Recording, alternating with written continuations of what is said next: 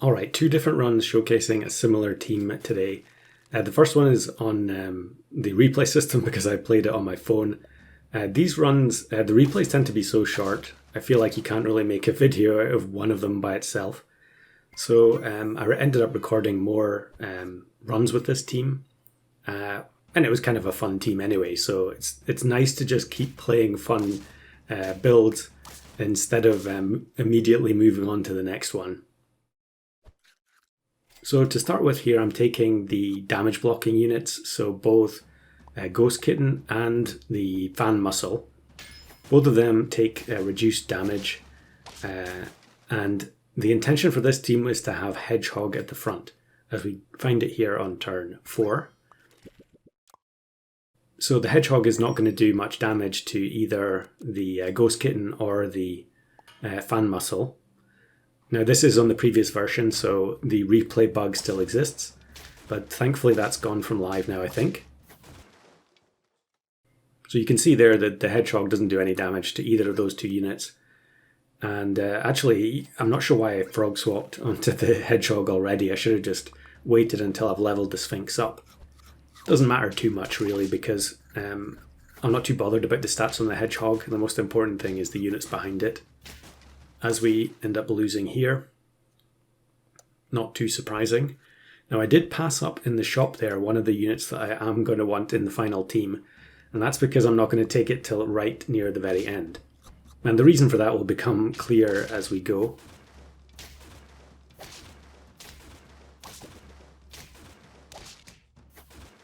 Garlic's still a pretty good strategy on your strong tier 1s or tier 2s.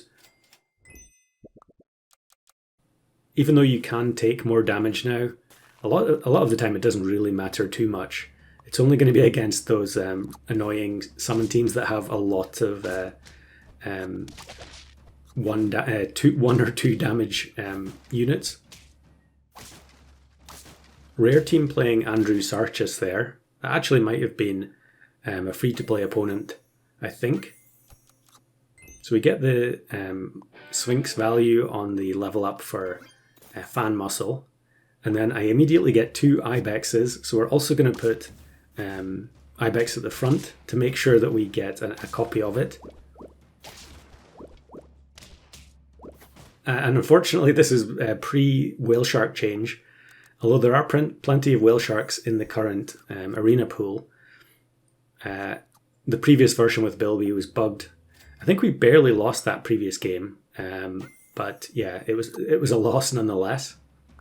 And because we're relying on Hedgehog, of course I'm going to use Quetzalcoatl to level it up. And actually it will level up the Ghost Kitten as well. Slightly more premium damage blocking on their side of the board with Nurikabe, but we still get the job done. I think I'm even going to go for level 2 Kets here, yeah. Yeah, taking the Hedgehog just guarantees that we get the instant level 3 if it happens to avoid the Ghost Kitten. Could be in a bit of trouble here, although the Falcon is going to copy a Hedgehog, and then the Ibex reduces the health on the unit at the back there, and we claim the victory. So that was kind of a surprising win. But I think that's the fun part about playing these types of Hedgehog teams, where it seems like you're going to lose, and then the sort of chain reaction goes off, and you get the victory. Now Ibex, Rev actually rated Ibex an S tier in his recent tier list, which I'll link in the description. I don't necessarily agree that it's quite that level. It is much more fun to play than Skunk, but I think it can be a little bit unreliable. But in that previous battle, obviously they only had 2 units left, so Ibex was guaranteed to hit both of them. But I think it is random tie-breaking, so if the opposing team has 4 or 5 units still alive and the Hedgehog hits them all, then it's random which one the Ibex is actually going to hit. So now you can see the final build starting to take shape. We're going to get rid of Quetzalcoatl soon, as we actually face Metabrusk in an incredibly funny sequence, I think this is. Yep, small one in the Beluga, but we take no damage whatsoever from the Ghost Kitten. One of the rare instances where I'm very happy to see small one Beluga on the opposing side. And now we get Quetzalcoatlus with Mushroom, and the Hedgehog has just enough damage to knock it out. But unfortunately, we face this Swordfish team, which kind of self-destructs. And actually, with the Ibex stat reduction, we end up winning despite the combo not really mattering.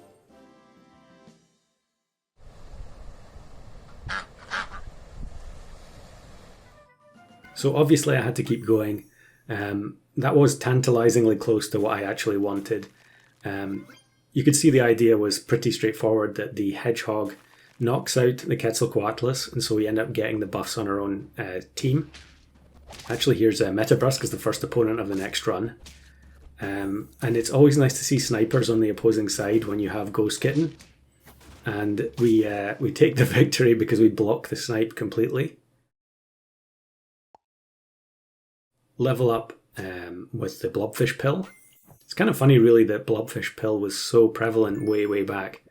And you know, compared to the number of times that I buy like Flounder and Crow and so on, the Blobfish purchases are just way down.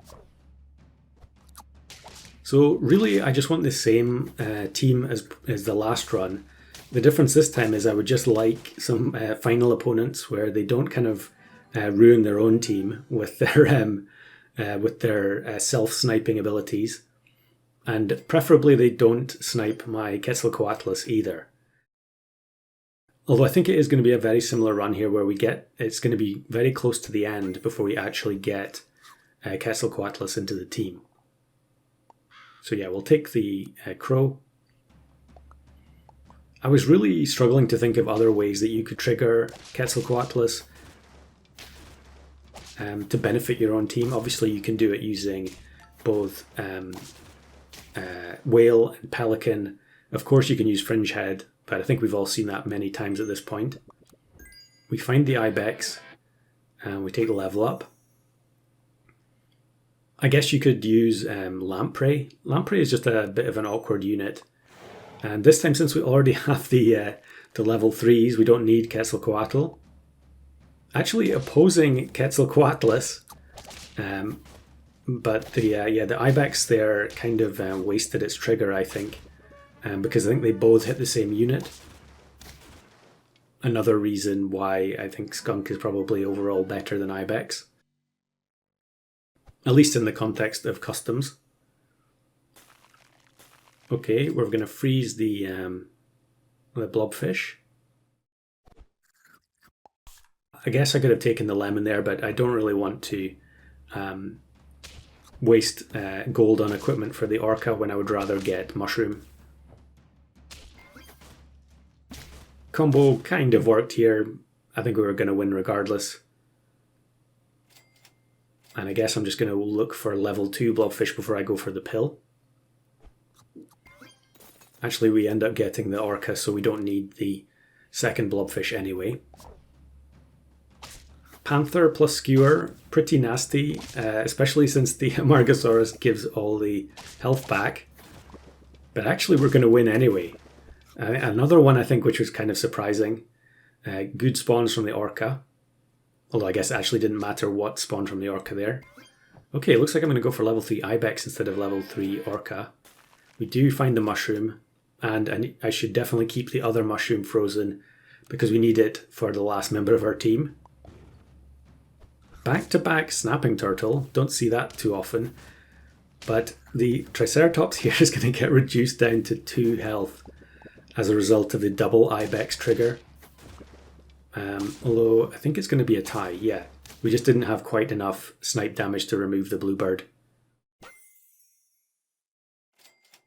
So now I'm just rolling for Quetzalcoatlus. I guess I'm going to take the sock just to try and make sure that we don't lose. It would be very easy to throw with this team. And looks like I'm going to play the Ibex up front just to make sure we get the level 3. Here's Behemoth, and Behemoth actually blocks the Ibex. But I think the Mushroom Orca here is going to do enough. Yeah, it's going to be a tie, so that's perfect. Kind of ironic that as soon as I change the order up, we finally face a Behemoth. But I guess because they had the White Ochre, the Hedgehog wouldn't have actually set off the Ibex ability anyway. here we go. We find it. We get the mushroom on it. And level 3 Hedgehog doing 6 damage is perfect. That's why we can't take the health foods from the shop. You know, if I give any extra health at all to the Quetzalcoatlus, then the combo won't work.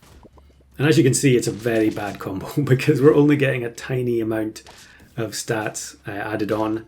It is a double behemoth team, which is great, but it looks like it's going to end up being another tie. Yes, it is. I think that maybe could have been different if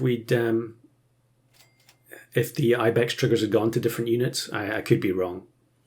I suppose another way you could make this better in terms of stat output is to get the Quetzalcoatlus up to level 3 and then mushroom pill it.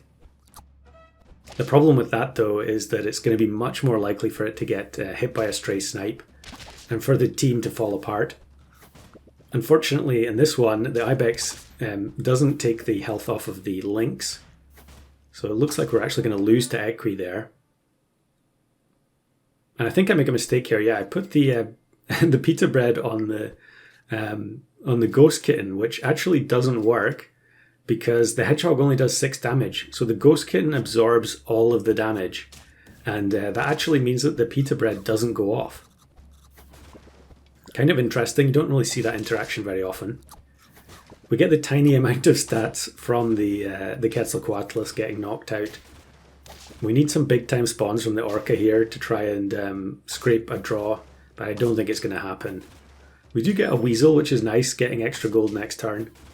But yeah, they have Mushroom Phoenix in the back, so clearly odds were against us there. Maybe there was some way we could have won with Orca, but it didn't happen. Yeah, again, we can't buy the splash food. To be honest, I probably should have taken the splash food out of the pack because we don't want to give the Quetzalcoatlus any extra health by accident. This time the Quetzalcoatlus actually gets sniped, so the other team actually gets the benefit of its ability.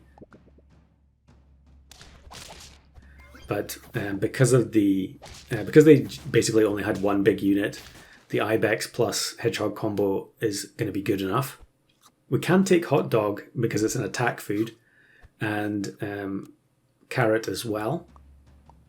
And then look at this absolutely perfect opponent with loads of huge units. Actually a lot of behemoths in these final teams. The Orca spawns take care of the 2 units with extremely high attack. Actually the African Wild Dog gets to knock out a behemoth as well. And we win with Quetzalcoatlus level 1 mushroom on turn 19.